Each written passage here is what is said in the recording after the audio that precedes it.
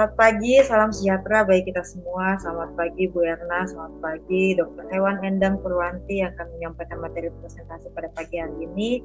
Selamat pagi Bapak Ibu audiens dimanapun berada. Terima kasih buat supportnya. Pada pagi hari ini kita akan mendengarkan materi presentasi yang dibawakan oleh Dr. Hewan Endang Purwanti yang berjudul Supporting Agent pada kasus penyakit mulut dan kuku. Nah, langsung saja kepada Dr. Hewan Endang Purwanti untuk menyampaikan materi. Terima kasih. Assalamualaikum warahmatullahi wabarakatuh. Selamat pagi, salam sehat dan sejahtera bagi kita semua. Sebelumnya saya ingin berterima kasih kepada semua yang telah menyempatkan waktu untuk hadir mendengarkan presentasi saya kali ini. Perkenalkan, nama saya Endang Purwanti dari PT Swadesi Chandra Sentosa. Pagi ini saya akan mempresentasikan tentang penyakit yang sedang viral dan merebak pada saat ini, yaitu tentang penyakit mulut dan kuku pada hewan besar, juga supporting agent-nya. Supporting agent pada kasus penyakit mulut dan kuku atau PMK, biasa disingkat dengan PMK atau FMD, foot mouth disease. Pendahuluan, perubahan iklim pada musim dan cuaca meningkatkan kasus PMK. Biasanya terjadi pada mulai bulan November, akhir tahun ya, biasanya pada November, Desember, dan seterusnya. Menyerang hewan berkuku belah seperti sapi, kerbau, kambing, domba, babi, dan rusa. Dampak penyakitnya adalah sangat menular, merusak jaringan, kemudian menyebabkan kerugian yang tinggi dalam hal gangguan produksi daging dan susu. Gejala klinisnya berupa lepuh atau lesi pada gusi, lidah, mukosa mulut, dan sekitar mulut. Kemudian lepuh yang pecah, yang lepuh-lepuh pada lidah dan mukosa dan sekitar mulut itu jika pecah menjadi merah, mengelupas, dan terjadilah erosi. Kemudian juga ada demam dan hipersalivasi atau keluar air liur yang berlebihan. Juga ada luka pada bagian kuku sehingga kukunya bisa lepas. Penyakit mulut dan kuku ini disebabkan oleh virus RNA genus Aptovirus, keluarga dari Picornaviridae. Dan ada 7 serotipe, yaitu O, A, SAT1, SAT2, SAT3. SAT itu adalah Shorten African Territories dan juga Asia 1. Penyakit ini sudah endemik hampir di seluruh dunia.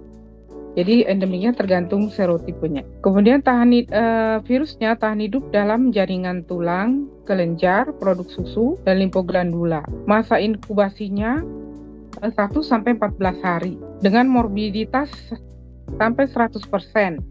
Mortalitas tinggi hanya pada hewan muda dan anak. Penyakit ini bukan zoonosis ya, jadi tidak menular pada manusia. Kemudian cara penularannya bisa terjadi kontak langsung dengan hewan yang sakit. Bisa juga secara tidak langsung melalui manusia yang lalu lalang, kemudian alat-alat, sarana transportasi, dan udara atau angin dari kandang atau farm yang sedang menderita penyakit ini. Terus ada juga penularan tidak langsung melalui bahan biologik seperti hormon atau semen untuk inseminasi buatan. Juga mungkin untuk vaksin-vaksin, kemasan vaksin ya, bukan si vaksinnya yang tercemar dari kandang yang sedang terkena penyakit ini. Virus dapat bertahan di air dan permukaan benda atau tanah sampai dengan 1 bulan kurang lebih. Cara pengendalian dan pemberantasan yaitu diadakan karantina dan pengawasan lalu lintas hewan. Jadi hewan yang sakit tidak boleh dibeli atau diperjualbelikan. Kemudian biosecurity kandang diperketat dengan cara penerapan disinfeksi secara rutin dan sewaktu-waktu. Kemudian bila ada hewan sakit sebaiknya melapor.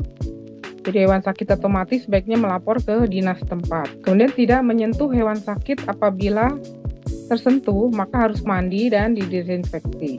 Cara pengendalian yang berikutnya adalah tidak memberikan sisa pakan dari hewan yang sakit ke hewan yang sehat. Kemudian juga dilakukan vaksinasi sesuai dengan jadwal. Dan sebagai supportingnya, kita dapat memberikan obat dan vitamin untuk meningkatkan imunitas atau kekebalan tubuh. Kita lanjut kepada pengobatan dan perawatan. Sebenarnya tidak ada pengobatan untuk hewan yang terkena penyakit mulut dan kuku ini. Tapi hewan yang menderita penyakit ini dapat sembuh 2-3 minggu setelah infeksi jika diberikan perawatan yang tepat, yaitu dengan cara hewan yang sakit dilakukan pemisahan, yaitu diadakan isolasi atau karantina. Kemudian luka pada mulutnya dapat diolesi dengan permanganat, kalium permanganat 1%, 3 atau 4 kali dalam sehari. Kemudian kaki atau kukunya yang luka atau infeksi dapat dicuci dengan larutan tembaga sulfat 2%. Demikian juga dilakukan untuk daerah-daerah yang misalnya pada kelenjar mame, jika ada luka-luka juga bisa dilakukan perawatan seperti itu. Kemudian cara pengobatannya bisa disuntikan antibiotik extra long acting untuk mengatasi infeksi sekunder. Dengan dosis sapi, kerbau, kambing, dan domba sekitar 15 ml per 100 kg berat badan. Pada babi diberikan dosis 10 ml per 100 kg berat badan. Sedangkan anak babi di bawah 10 kg dapat diberikan 1 ml per ekor. Penyuntikan ini dapat diulang 3 hari kemudian jika kasusnya berat atau serius. Kemudian kita juga dapat berikan vitamin E, yaitu Tolefit Fe. Kemudian Tolefit ini untuk mengatasi kelemahan dan kekakuan pada otot serta sebagai imunokompetens, yaitu meningkatkan kekebalan tubuh. Diberikan melalui air minum, dicampur air minum dengan dosis sapi atau kerbau 3-5 ml per ekor. Sedangkan kambing dan domba 1-2 ml per ekor. Dan babi dan anak sapi 2-3 ml per ekor. Jadi semuanya diberikan dicampur dengan air minum atau bisa dicekok langsung ke mulutnya pakai squid atau dengan botol. Kemudian kita juga dapat memberikan vitamin metabolase sebagai agen untuk detoksikasi, antioksidan, dan juga sebagai sumber energi serta biostimulan, karena biasanya hewan yang sakit ini tidak mau makan sehingga kondisinya lemah. Jadi dapat diberikan metabolase. Dosisnya pada sapi dan kerbau bisa 250-500 meter per ekor, diberikan secara intravena, subkutan atau intraperitoneal. Sedangkan pada babi, kambing, dan domba bisa diberikan 20-40 liter per kilogram berat badan dan diberikan secara suntikan intravena, subkutan atau intraperitoneal. Sekian presentasi yang dapat saya sampaikan dan terima kasih atas perhatiannya. Saya kembalikan kepada moderator. Terima kasih Dr. Endang atas presentasi yang sudah disampaikan. Saya buka ruang diskusi atau pertanyaan dari Bapak Ibu yang masih ada pertanyaan atau penasaran tentang materi yang disampaikan Dr. Endang. Bu Ita. Baik, terima kasih atas waktunya. Perkenalkan, nama saya Rahmanto dari Sukabumi.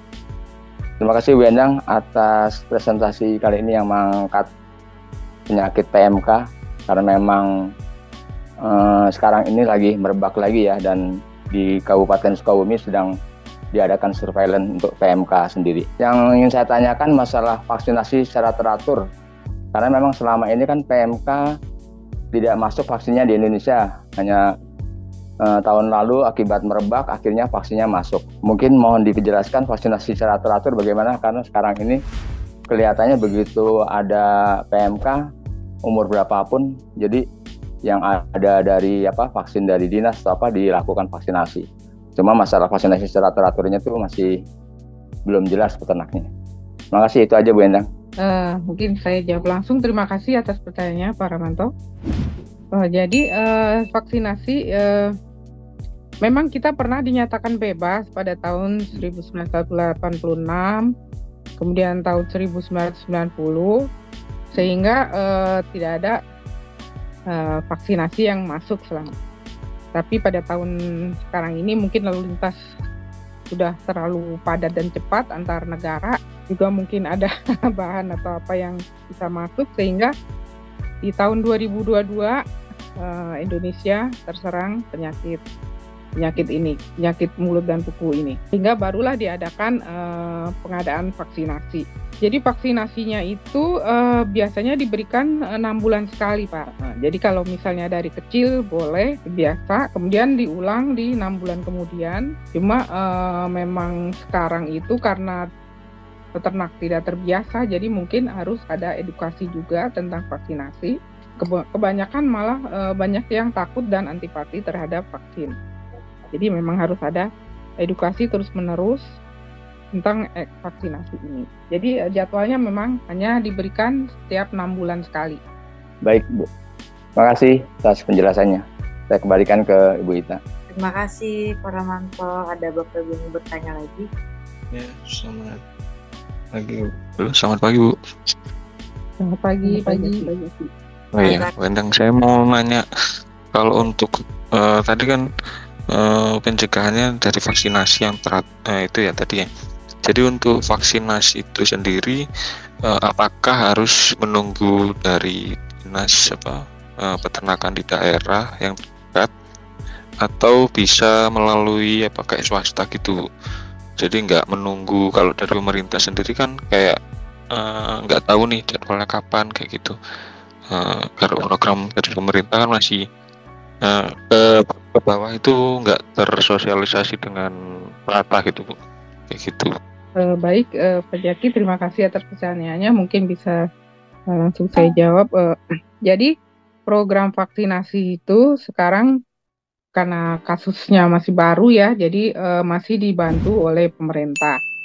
Tapi diharapkan ke depannya peternak bisa langsung memvaksin secara rutin hewannya sendiri, karena penyakit ini sudah ada di Indonesia ya. Jadi tidak mungkin, dan ini sudah sampai ke hampir sampai Januari ini sudah sampai di 29 provinsi dengan jumlah yang kena itu sekitar 14 ribuan, 14.000 sekian, dan kemudian ada kematian sekitar 250 ekor ya. Jadi sudah hampir seluruh Indonesia kena. Jadi memang program vaksinasi harus rutin, dan ternak mungkin tidak bisa mengharapkan dari pemerintah selalu, karena pemerintah juga tidak selalu ada dana. Jadi diharapkan nanti mandiri, dan banyak sebetulnya yang sudah menyediakan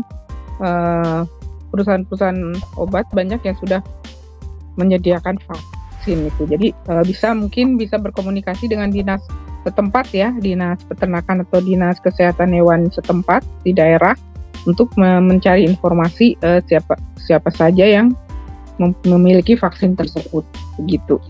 Tapi selama sebelum vaksinasi atau selama periode kosong itu kita bisa memberikan supporting agent itu, misalnya vitamin seperti Tolefit, kemudian metabolase juga bisa diberikan.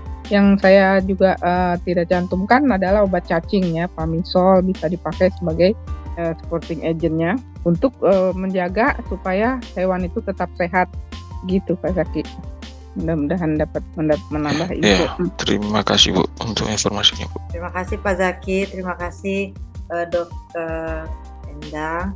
Jadi saya silahkan Dokter Endang untuk menyimpulkan hasil presentasinya. Baik, terima kasih. Baik, saya simpulkan hasil presentasi saya ini ialah penyakit PMK atau penyakit mulut dan kuku kasusnya meningkat pada saat perubahan musim, terutama pada akhir tahun. Penularannya sangat cepat dan mencapai 100% tingkat penularannya ya, kesakitannya. Kemudian kematian tinggi pada hewan muda dan anak. Hewan yang terinfeksi harus dipisahkan, diberikan perawatan dan obat, yaitu antibiotik untuk infeksi sekundernya dan vitamin untuk meningkatkan daya kekebalan atau imunitas tubuh. Untuk pencegahan harus dilakukan vaksinasi dan biosecurity yang ketat. Demikianlah beberapa hal yang bisa saya sampaikan. Semoga dapat bermanfaat bagi kita semua dalam menghadapi kasus penyakit di lapangan. Sebelumnya saya mohon maaf apabila dalam penyampaian tadi ada kesalahan dalam berkata-kata. Dengan ini presentasi hari ini saya tutup dan saya kembalikan kepada moderator. Terima kasih atas perhatiannya. Terima kasih Dr. Endang Purwanti atas materi yang disampaikan. Semoga dapat bermanfaat bagi Bapak Ibu audiens semua dan dapat menjadi solusi juga ya bagi peternakan yang ada di Indonesia. Itu saja pertemuan kita pada pagi hari ini. Selamat pagi, salam sejahtera bagi kita semua.